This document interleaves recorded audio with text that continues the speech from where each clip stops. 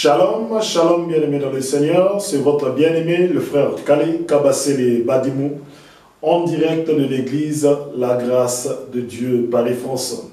Nous bénissons le Dieu très haut, nous bénissons le tout-puissant créateur du ciel et de la terre, d'avoir permis à ce que nous puissions avoir le souffle de vie. C'est pour cela que nous bénissons sa grâce, nous bénissons sa miséricorde dans notre vie et dans votre vie aussi. Que Dieu vous bénisse, vous êtes bien au 12 square Gérard Philippe, 78 190 dans la ville de Trappes en Île-de-France. Bien-aimés dans le Seigneur, si vous voulez participer avec nous à un moment de culte, à un moment d'adoration, nous sommes chaque dimanche à cette adresse de 10h à 12h. Vous êtes tous les bienvenus. Et je remercie et je bénis encore tous ceux qui se sont abonnés nouvellement à ma chaîne. Si quelque chose vous a touché, si une vidéo vous a permis de vous approcher encore du Seigneur Jésus-Christ, bien-aimé, n'hésitez pas à partager et à bénir aussi les autres, car la parole est une bénédiction qui se transmet à travers des hommes et des femmes qui ont été touchés et qui sont des témoignages vivants de la parole. Mais avant toute chose, avant de commencer notre enseignement, prenons le temps de prier et de recommander cette parole entre les mains du Saint-Esprit. Père éternel, Père Tout-Puissant, nous te rendons grâce pour le souffle de vie. Nous te rendons grâce de nous avoir réunis à travers cette parole pour que nous puissions être bénis par ton amour, par ta faveur et pour ta miséricorde. Père d'amour, Père de grâce, que cet enseignement puisse nous ouvrir les yeux, cet enseignement puisse nous amener à la repentance et cet enseignement puisse nous permettre à te comprendre et à comprendre ta volonté dans nos vies. Que ton Esprit Saint-Père puisse me conduire en tant qu'un simple instrument, car cette bouche ne m'appartient pas, mais cette bouche t'appartient, car je suis un de tes serviteurs en Christ. Béni soit ton nom, Père, et bénis toute personne qui verra et entendra cette vidéo. Au nom de Jésus-Christ, ton Fils, j'ai ainsi prié. Amen, amen, amen. Bien-aimés dans le Seigneur, c'est une joie, c'est un bonheur de me présenter encore devant vous pour partager avec vous la parole que Dieu a mis en ce moment dans mon cœur. Bien-aimés dans le Seigneur, nous continuons notre thème toujours, les temps des nations. Bien-aimés, oui, c'est un grand thème. Et la situation actuelle, la situation géopolitique du monde, nous encourage encore à continuer à enseigner sur cet enseignement, les temps des nations. Parce que cet enseignement est à la fois un avertissement, cet enseignement est à la fois une exhortation, cet enseignement est à la fois une exhortation dans le sens du soutien. Ça permet de soutenir l'Église, ça permet aussi de comprendre la place de l'Église, des nations et du peuple élu, du peuple d'Israël. Le thème d'aujourd'hui, c'est le cri du salut du peuple d'Israël. Le cri du salut du peuple d'Israël. Bien-aimés dans le Seigneur, beaucoup me diront, frère Kale, le cri du salut, est-ce que le peuple d'Israël n'est pas le peuple élu? N'ont-ils pas déjà reçu le salut? N'ont-ils pas le salut? Est-ce qu'il faut qu'ils crient? Est-ce qu'il faut qu'ils demandent le salut? Encore. Puisqu'ils sont élus, ils n'ont pas besoin de salut. Bien-aimé dans le Seigneur, toi qui m'écoutes, sache que tout être vivant sur cette terre, que ce soit un homme, que ce soit une femme, quelle que soit sa nationalité, qu'il soit élu ou pas, qu'il soit le peuple choisi par Dieu ou le peuple païen ou pas, ou le peuple non juif ou pas, tout le monde a besoin du salut. Ce n'est que par là que nous reconnaissons que Dieu existe. Ce n'est qu'en criant vers lui que nous reconnaissons que Dieu réellement existe. Parce que c'est là que nous voyons sa main. C'est là que nous voyons sa miséricorde. C'est là que nous voyons manifester sa puissance. Oui, bien-aimé, le peuple élu aussi a besoin du salut. Mais lui, il a le salut par un cri. Il a le salut par des prières. Ce n'est pas pousser des cris, c'est-à-dire que tout le peuple juif se réunisse et il crie en même temps. Non, bien-aimé, ce n'est pas dans ce sens-là. C'est par des prières.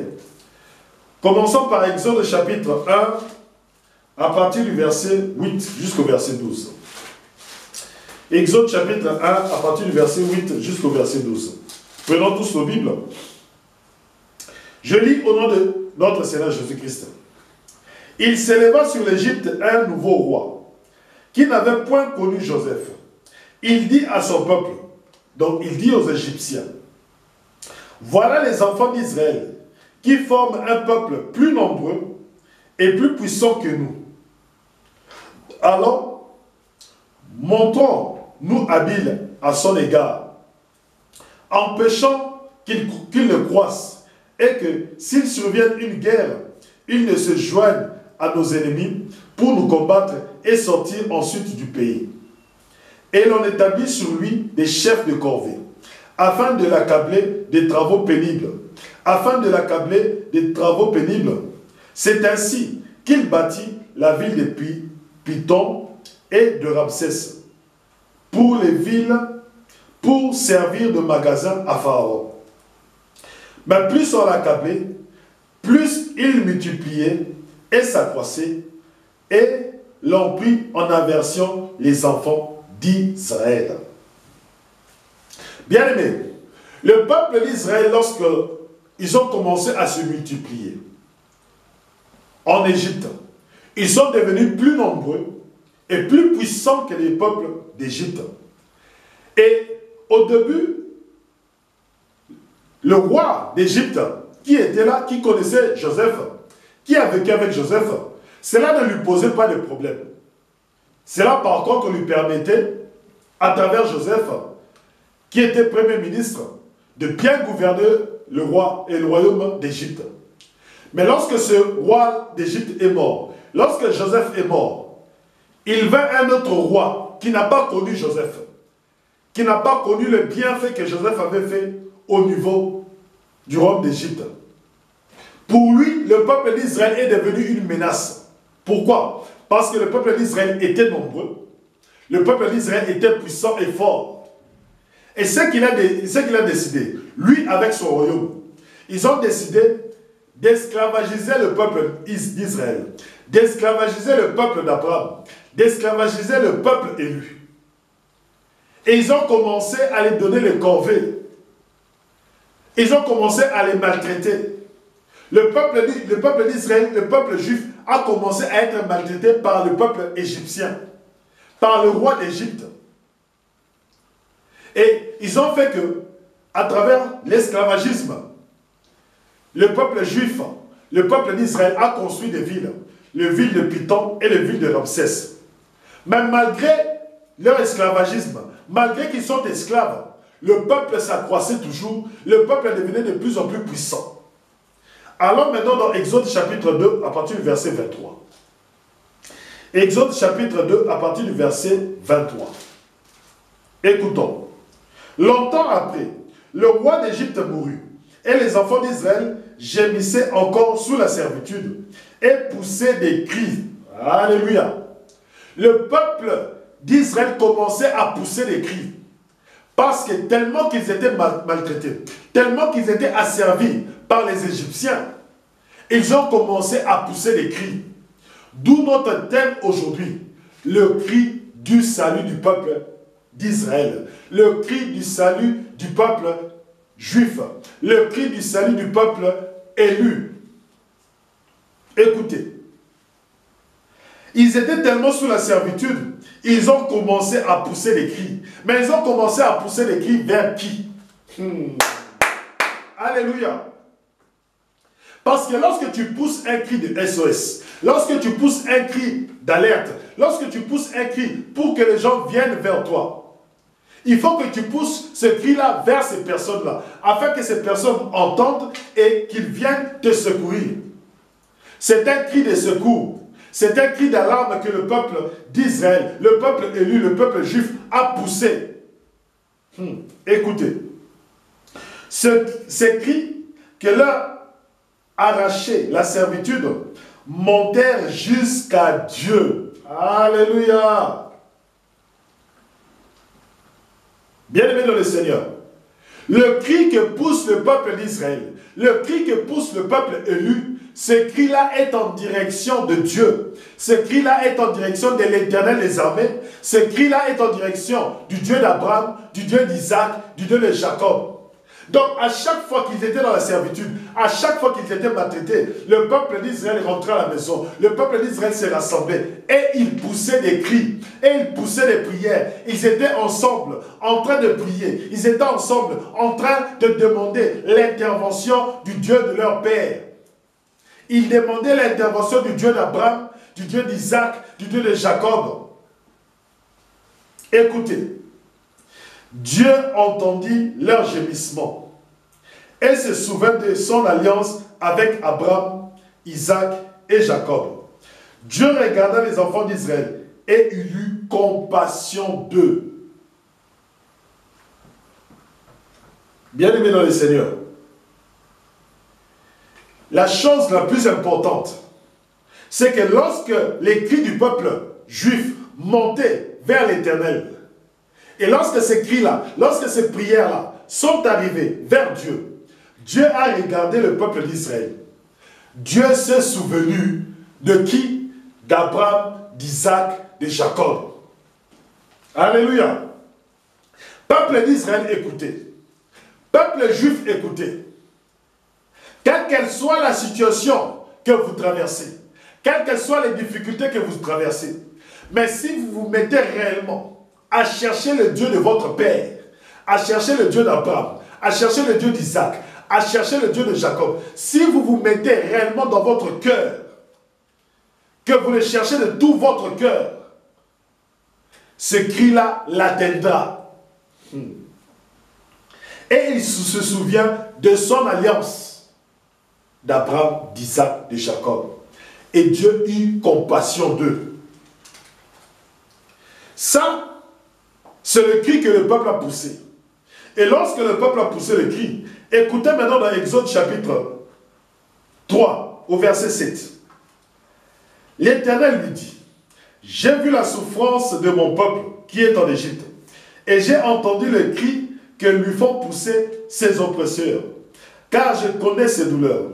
Je suis descendu pour le délivrer de la main des Égyptiens, et pour le faire monter de ce pays dans un bon et vaste pays, dans un pays ruisselant de lait et de miel, dans les lieux qu'habitent les Cananéens, les Étiens, les Amoréens, les Phérésiens, les Éviens et les Jébusiens. Voici les cris des enfants d'Israël sont venus jusqu'à moi, et j'ai vu l'oppression que leur font souffrir les Égyptiens. Maintenant, va, je t'enverrai auprès de Pharaon, et tu le feras sortir d'Égypte, mon peuple, les enfants d'Israël. Bien-aimé, lorsque le peuple a poussé les cris, Dieu a entendu. Dieu s'est souvenu de son alliance avec Abraham. Dieu a eu miséricorde d'eux. Dieu est descendu. Dieu est descendu pourquoi? Pour délivrer le peuple d'Israël, pour délivrer le peuple élu. C'est pour cela, bien-aimé, c'est pour cela que moi je dis au peuple élu, quelle que soit la situation que vous traversez, vous n'avez pas besoin de protection des autres pays. Vous n'avez pas besoin de protection des autres nations. Vous avez un Dieu qui est puissant. Vous avez un Dieu qui est vivant. Vous devez crier à lui, afin que lui intervienne. Dieu a envoyé Moïse comme libérateur. Dieu a envoyé Moïse comme sauveur. Sans ces cris-là, Moïse n'allait pas partir. Sans ces cris-là, Moïse n'allait pas sauver les enfants d'Israël. Vous avez soif d'un libérateur. Vous avez soif d'un sauveur. Et c'est ces choses-là qui montent en vous. À chaque fois qu'il y a l'oppression, à chaque fois qu'il y a des combats, à chaque fois qu'il y a des adversités. C'est cette chose-là qui est en vous, qui monte en vous. Alléluia. Mais, bien aimé, posons-nous la question. Pourquoi est-ce que les enfants d'Israël, aujourd'hui, Dieu ne répond pas? Oui, frère Calais. Bien aimé dans le Seigneur, Dieu ne répond pas au peuple d'Israël à leur cri d'aujourd'hui. Nous devons savoir le pourquoi. Nous devons savoir le pourquoi est-ce que Dieu ne répond pas à leur cri. Nous devons savoir pourquoi Dieu ne répond pas lorsque le peuple est oppressé. Alléluia. Nous devons savoir le pourquoi et le comment. Dieu ne répond pas. Parce qu'il y a une raison. Parce qu'en Égypte, lorsque le peuple a crié, Dieu a répondu. Mais pourquoi est-ce qu'aujourd'hui, Dieu ne répond pas au peuple d'Israël? Pourquoi est-ce qu'aujourd'hui, Dieu ne répond pas lorsque le peuple d'Israël est oppressé? Ça, c'est une bonne question à se poser.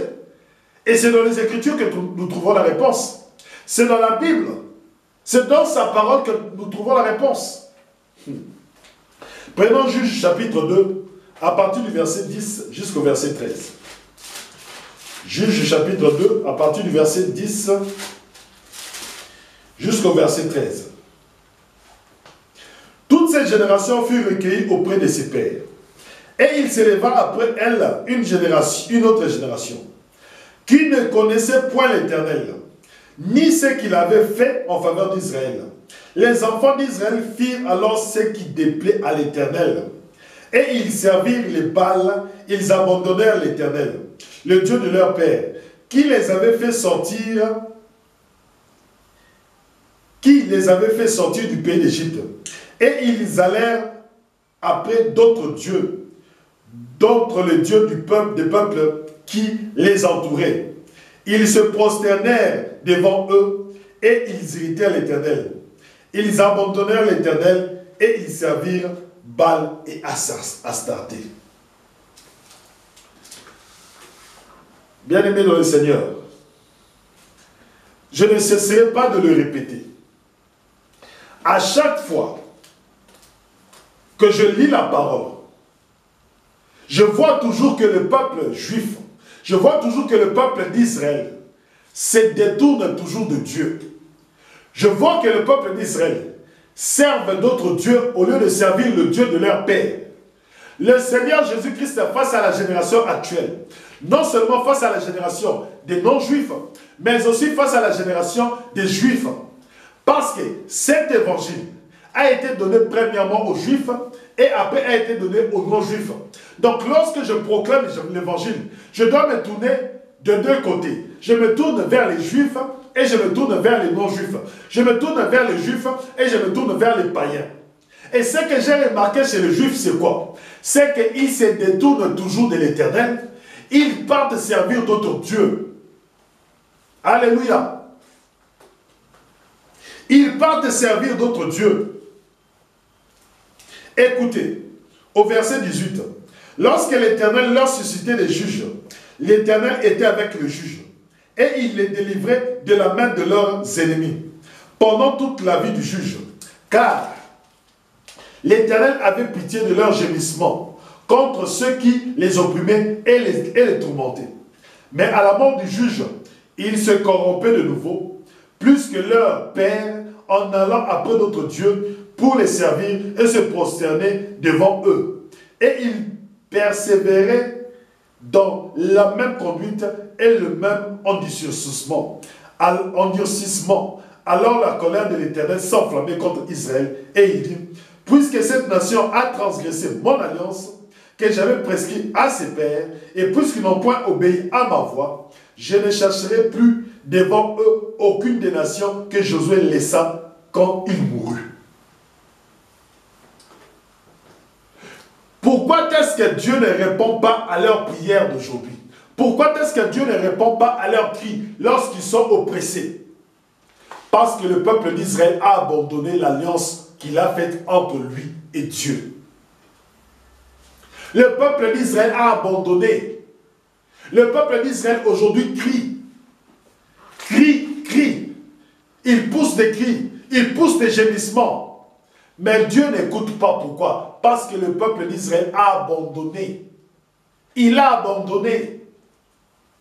Pourquoi? Parce que dans la loi de Moïse, Dieu leur avait prescrit une loi. La plus grande des lois, la plus importante des lois. De les servir de tout leur cœur, de toute leur pensée, de toute leur âme. Mais ce qui se passe, c'est quoi? C'est que le peuple d'Israël s'est détourné de Dieu. Leur cœur s'est détourné de Dieu. Leurs âmes s'est détourné de Dieu. Leur pensée s'est détournée de l'Éternel des armées. Ils ont commencé à servir d'autres dieux. Et qu'est-ce qui montre qu'ils servent d'autres dieux? Écoutez, regardez leur comportement. Tout ce que Dieu avait interdit, le peuple d'Israël a commencé à le faire. Alléluia. Tout ce que Dieu avait interdit, le peuple d'Israël a commencé à le faire. C'est pour cela, bien aimé dans le Seigneur, le problème est dans le cœur. Le problème est dans le cœur du peuple d'Israël. Le cœur s'est détourné. Le cœur n'est plus à Dieu. Leur cœur n'est plus acquis à Dieu. C'est pour cela que vous voyez que toutes les oppressions qu'ils reçoivent, tout ce qui se passe dans le royaume d'Israël, bien aimé, ils ne peuvent pas avoir l'intervention de Dieu. Pourquoi? Parce que leur cœur n'est pas acquis à Dieu. Prenons une parabole du Seigneur Jésus-Christ. Luc chapitre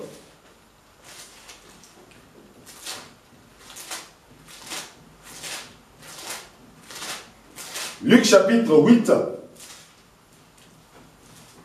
à partir du verset 4 jusqu'au verset 10. Alléluia. Une grande foule s'étant assemblée et des gens étant venus de diverses villes auprès de lui, il dit cette parabole. Un semeur sortit pour semer sa semence. Comme il semait, une partie de la semence tomba le long du chemin. Elle fut foulée aux pieds.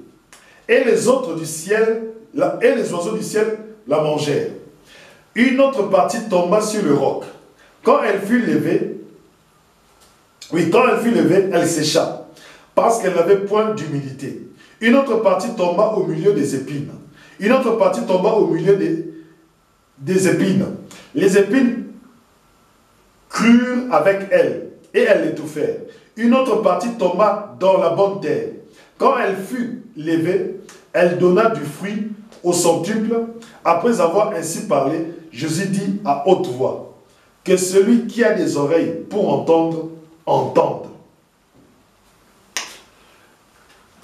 Bien-aimés dans le Seigneur,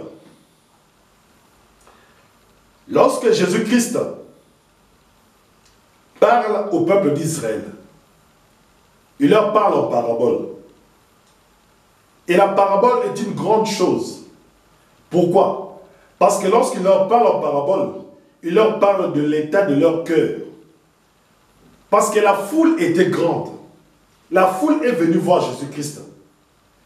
Mais pour que Jésus-Christ parle à leur cœur, pour Jésus-Christ leur décrive l'état de leur cœur, pourquoi est-ce que Jésus-Christ insistait sur la repentance? Il faut que Jésus-Christ leur parle en parabole, afin qu'ils comprennent l'état de leur cœur. Écoutez maintenant, verset 9. Ses disciples lui demandèrent ce qui signifiait cette parabole. Il répondit, « Il vous a été donné de connaître les mystères du royaume de Dieu. Mais pour les autres, cela leur est dit en parabole, afin qu'en voyant, ils ne voient pas point, et qu'en entendant, ils ne comprennent point. » Donc le Seigneur Jésus-Christ parlait en parabole, pourquoi? Afin que le peuple d'Israël n'entende point et ne comprenne point. C'est pour cela qu'il leur parlait en parabole. Mais aux disciples, il dit ceci. Il dit à vous, il a été donné de comprendre, de saisir les mystères du royaume. Donc, bien aimé, si tu veux avoir la compréhension du royaume, si tu veux avoir à comprendre les mystères du royaume, tu ne peux pas aller voir les rabbins juifs, tu ne peux pas aller voir les sages juifs, puisqu'ils n'ont pas la parole, puisqu'ils n'ont pas l'explication, puisqu'ils n'ont pas le Saint-Esprit. Mais tu dois venir vers l'église. Alléluia. Si tu veux comprendre la loi de Moïse, il faut que tu viennes à l'église. Si tu veux comprendre les explications de la loi, il faut que les Juifs s'attachent à l'église. Il faut que les Juifs viennent s'asseoir à l'église pour qu'ils puissent comprendre les mystères du royaume. Puisque Jésus-Christ a dit ceci, mais, pour les autres, non, ses disciples demandèrent ce que signifiait cette parabole. Il répondit, il vous a été donné de connaître les mystères du royaume de Dieu. C'est à l'église qu'a été donné de comprendre les mystères, pas à la nation juive. Donc pour que tu puisses comprendre le mystère, il faut que tu acceptes Jésus-Christ dans ta vie. Là, le Seigneur Jésus-Christ va enlever le voile. Tu deviendras un enfant de Dieu. Tu deviendras un chrétien. Les chrétiens, c'est eux qui ont les clés du royaume. C'est l'Église qui a les clés du royaume. Voici ce que signifie cette parabole. La sémence, c'est la parole de Dieu. Ceux qui sont le long du chemin sont ceux qui entendent. Puis le diable vient et enlève de leur cœur la parole, de peur qu'ils ne croient et soient sauvés. Ceux qui sont sur le roc, ce sont ceux qui, lorsqu'ils entendent la parole, la reçoivent avec joie, mais ils n'ont point de racines, ils croient pour un temps et ils succombent au moment de la tentation. Ce qui est tombé parmi les épines, ce sont ceux qui, ayant entendu la parole, s'en vont et la laissent étouffée par les soucis, les richesses et les plaisirs de la vie. Et ils ne portent point de fruits qui viennent à maturité. Ce qui est tombé dans la bonne terre, ce sont ceux qui, ayant entendu la parole avec un cœur honnête et bon, la retiennent et portent du fruit avec persévérance. Alléluia. Porte de fruits. Écoutez, ceux qui tombent dans la bonne terre, écoutez ce qu'il dit. Ce sont ceux qui, ayant entendu la parole, avec un cœur honnête et bon, la retiennent et portent du fruit avec persévérance. Béni soit le Seigneur pour cette parole.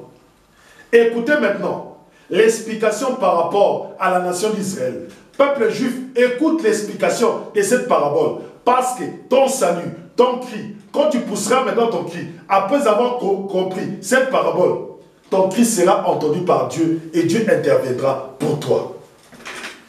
Bien-aimé, lorsque le Seigneur Jésus-Christ a parlé, cette parabole était adressée au peuple juif. Bien-aimé, c'est bien de dire ça au peuple aussi chrétien. Il y a aussi beaucoup à dire par rapport à cela. C'est toujours un rappel. Mais aujourd'hui, essayons de calquer cette parole, cette bonne nouvelle au peuple élu. Parce que le peuple élu aussi a besoin du salut. Ça, je l'ai répété plusieurs fois. Le peuple élu aussi a besoin du salut. C'est pour cela cette parabole, quand ils comprennent cette parabole, ils savent leur position, ils connaissent leur position par rapport à Jésus-Christ et ils peuvent se repentir. Tout ce que nous cherchons, c'est quoi? C'est la repentance du peuple d'Israël. C'est la repentance du peuple juif. Même Dieu lui-même, lorsqu'il a envoyé les prophètes, il disait qu'une seule et même chose. La repentance, la repentance, la repentance, la repentance. Le prophète Jean-Baptiste, le dernier des prophètes, lorsqu'il est venu, il a parlé quoi? De la repentance. Le Seigneur Jésus-Christ, quand il parle du royaume, il parle de quoi? De la repentance. Maintenant, écoutez. Voici ce que signifie cette parabole. La sémence, c'est la parole de Dieu. Ceux qui sont le long du chemin, ce sont ceux qui entendent, puis le diable vient et enlève de leur cœur la parole, de peur qu'ils ne croient et soient sauvés. Le diable tente les gens dans le désert. Donc, lorsque le peuple était en cours de chemin, vers Canaan, lorsque le peuple a passé 40 ans dans le désert, lorsqu'à chaque fois que Dieu donnait sa parole, les enfants d'Israël, bien-aimés, ils ne pouvaient pas se convertir. Ils ne pouvaient pas croire. Pourquoi? Parce que le diable venait voler la parole. Alléluia.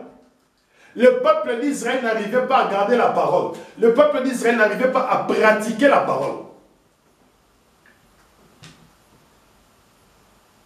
Et cette parole, c'était quoi? C'était la loi de Moïse. Ils n'arrivaient pas à pratiquer la parole. Ils voyaient la manne cachée. Ils voyaient que la manne tombait du ciel. Lorsqu'ils avaient faim, Dieu donnait la manne. Lorsqu'ils avaient soif, Dieu donnait le lot à travers le rocher. Et ce rocher-là, c'était qui? C'était le Christ. Mais le peuple d'Israël n'arrivait pas à garder la parole. Pourquoi? Parce que le diable est venu voler la parole. Saisissez-moi très bien. Dans le désert, le diable venait voler la parole. Écoutez ce qu'il dit. C'est la parole de Dieu. Ceux qui sont le long du chemin, ce sont ceux qui entendent, puis le diable vient et enlève de leur cœur la parole. Tout n'est que question du cœur. Tout n'est que question du cœur. Lorsque le peuple criait en Égypte, Dieu regardait le cœur. Alléluia. Bien-aimé dans le Seigneur, quel est l'état de ton cœur? Parce que lorsque tu te mets à genoux, tu pries. Lorsque tu te mets à genoux, tu cries à Dieu dans la détresse. Je te donne un secret. Lorsque Dieu entend, il tourne son regard, il regarde le cœur. C'est pour cela, bien-aimé, tu dois comprendre une chose, que l'état de ton cœur est plus important que tout. L'état de ton cœur est plus important que tout parce que Dieu regarde le cœur. Dieu s'assoit et il examine minutieusement, méticuleusement ton cœur. Peuple d'Israël, lorsque vous criez à Dieu, Dieu regarde vos cœurs. Il regarde et il regarde en profondeur parce qu'il est le seul à sonder les reins et le cœur. Il le regarde méticuleusement. Il ne laisse rien passer pour voir l'état de ton cœur. Le diable vient. Il vole la parole de Dieu dans le cœur des enfants d'Israël. Il le vole. Et lorsqu'il le vole, le peuple d'Israël ne peut pas croire. Ils ont vu des miracles. Ils ont vu l'eau sortir du rocher dans les déserts. Dans le désert, là où il n'y a pas d'eau. Mais ce que je trouve aussi extraordinaire, c'est que pendant ce désert-là, il n'y a pas eu de pluie.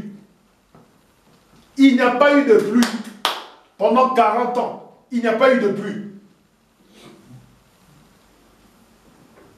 Ils avaient des brebis, ils avaient des chameaux, ils avaient quoi? Ils avaient quoi? La bergerie, ils en avaient.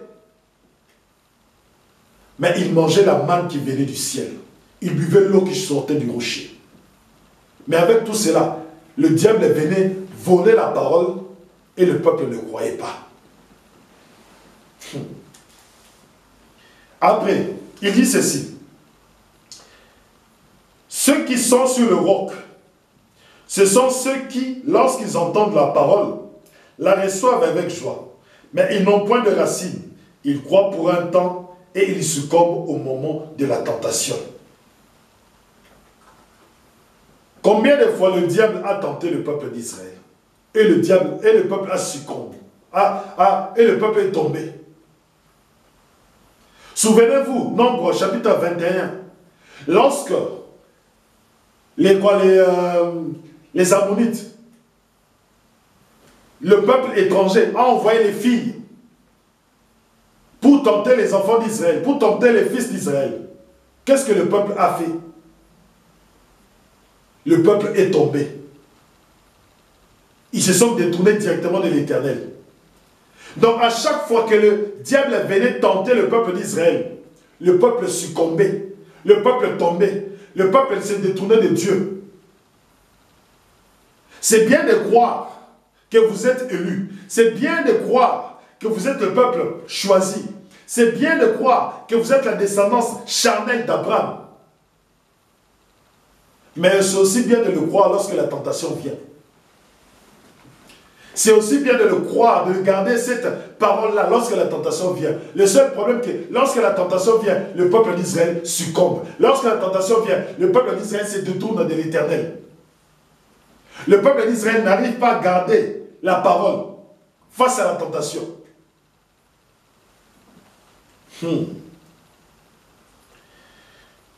Écoutez maintenant.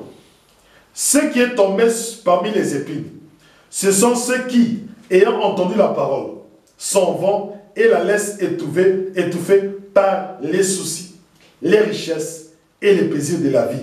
Et ils ne portent point de fruits qui viennent à maturité.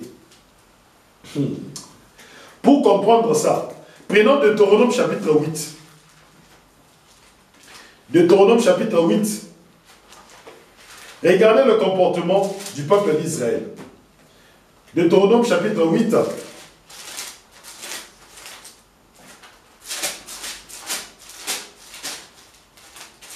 Deutéronome chapitre 8, à partir du verset 7. Car l'Éternel ton Dieu va te faire entrer dans un bon pays, pays de cours d'eau, de sources et de lacs qui jaillissent dans les vallées et dans les montagnes, pays de froment, d'orge, de vignes, de figuiers et de grenadiers, pays d'oliviers et de miel, pays où tu mangeras du pain avec abondance, où tu ne manqueras de rien, pays dont les pierres sont du fer et des montagnes duquel tu tailleras les reins. Lorsque tu mangeras et te rassasiras, tu béniras l'Éternel ton Dieu pour le bon pays qu'il t'a donné. Maintenant écoutez, après qu'ils aient eu toutes ces richesses, après qu'ils aient eu toutes ces abondances, Dieu prévient, il dit ceci: garde-toi d'oublier l'Éternel, ton Dieu, au point de ne pas observer ses commandements, ses ordonnances et ses lois, que je te prescris aujourd'hui, lorsque tu mangeras et te rassasiras, lorsque tu bâtiras et habiteras de belles maisons, lorsque tu verras multiplier ton gros et ton menu bétail, s'augmenter ton argent et ton or, et s'accroître tout ce qui est à toi. Prends garde que ton cœur ne s'enfle et que tu n'oublies l'Éternel ton Dieu qui t'a fait sortir du pays d'Égypte, de la maison de la servitude, qui t'a fait marcher dans ce grand et affreux désert.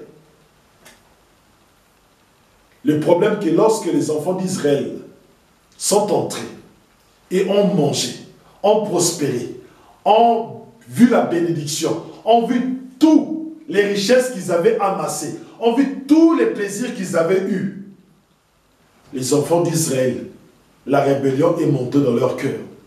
Les enfants d'Israël se sont détournés de l'Éternel. L'Éternel les a dit, gardez-vous de faire ça. Mais eux, ils se sont détournés de l'Éternel. Gardez-vous de faire ça. C'est pour cela, bien-aimé, le peuple d'Israël doit comprendre que sa richesse n'est rien devant Dieu. Ce qui est important, c'est leur cœur vis-à-vis de Dieu. Le cri que le peuple d'Israël doit pousser aujourd'hui, c'est un cri de repentance. C'est un cri où ils doivent se repentir, dire que Dieu, tu nous as donné la terre, nous nous sommes détournés de toi. Tu nous as donné les richesses, nous nous sommes détournés de toi. Nous n'avons pas pratiqué ta loi, nous nous sommes détournés de ton alliance, nous avons rejeté ton alliance. Non seulement ça, tu nous as envoyé le Messie nous a parlé, le Messie nous a demandé de nous repentir. Ce Messie-là, c'est notre Seigneur Jésus de Nazareth. Mais nous l'avons rejeté, nous t'avons rejeté, Seigneur.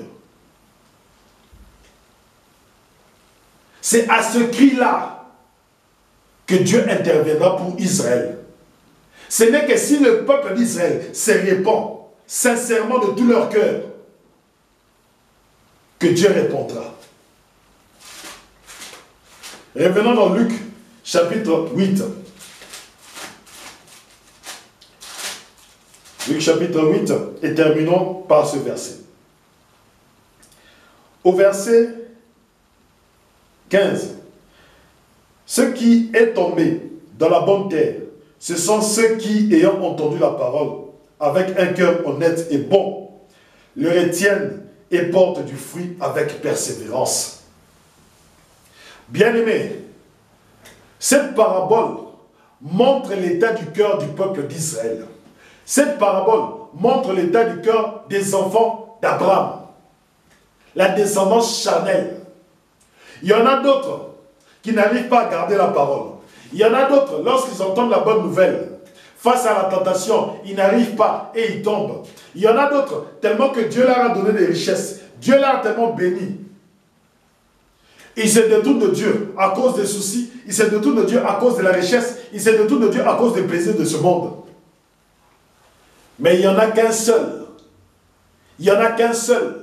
Un seul juif, parmi tant de juifs, qui est la bonne terre. Ces juifs-là, c'est notre Seigneur Jésus de Nazareth, le Christ. C'est le Christ qui a gardé la parole de Dieu. C'est le Christ qui a gardé la parole de Dieu face à la tentation du diable. Le diable n'a pas pu voler la parole qui était en Jésus-Christ. C'est le Christ qui n'a pas fait état des soucis de ce siècle. C'est le Christ qui n'a pas regardé les richesses de ce monde. C'est le Christ qui n'a pas regardé les plaisirs de ce monde. C'est le Christ qui n'a pas regardé sa propre vie. Qui n'a pas tenu compte des richesses, des plaisirs de ce monde. C'est lui qui a gardé la parole jusqu'au bout. C'est Jésus de Nazareth qui a un cœur honnête, qui a un cœur bon. Écoutez, un cœur honnête et bon la retiennent. C'est Jésus-Christ qui a fait la volonté de Dieu jusqu'au bout. Tellement qu'il voulait faire la volonté de Dieu, il est parti jusqu'à la croix. Il est parti jusqu'à la croix. La croix, c'est quoi? C'est l'agneau qui a fait sortir le peuple d'Israël d'Égypte. Sans le sacrifice de la croix, sans la Pâque, Israël ne pouvait pas sortir d'Égypte. Pour que Israël sorte d'Égypte, il a fallu qu'il y ait la Pâque. Aujourd'hui, la nouvelle Pâque, la vraie Pâque, qui fait sortir Israël du péché, qui fait sortir Israël de l'esclavage du diable, la nouvelle Pâque, c'est la croix. Tout celui qui croit, tout juif qui croit au Seigneur Jésus-Christ, lorsqu'il criera à Dieu, Dieu interviendra. Parce qu'il a reconnu tout d'abord que Jésus-Christ, Jésus de Nazareth est le Christ. Et il s'est repenti. La repentance, c'est quoi? Reconnaître que le peuple juif s'est détourné de l'alliance de Dieu.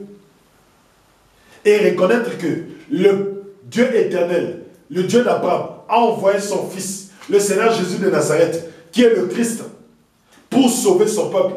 Comme il avait envoyé Moïse, comme il a envoyé le Christ. Comme il a envoyé Moïse, comme il a envoyé Jésus.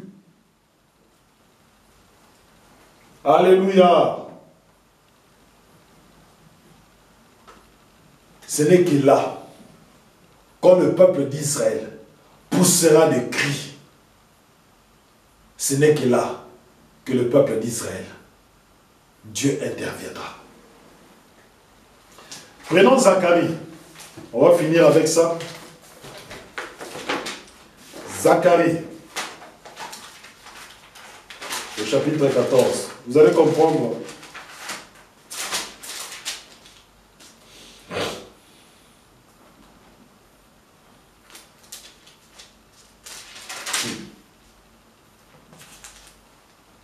Alléluia.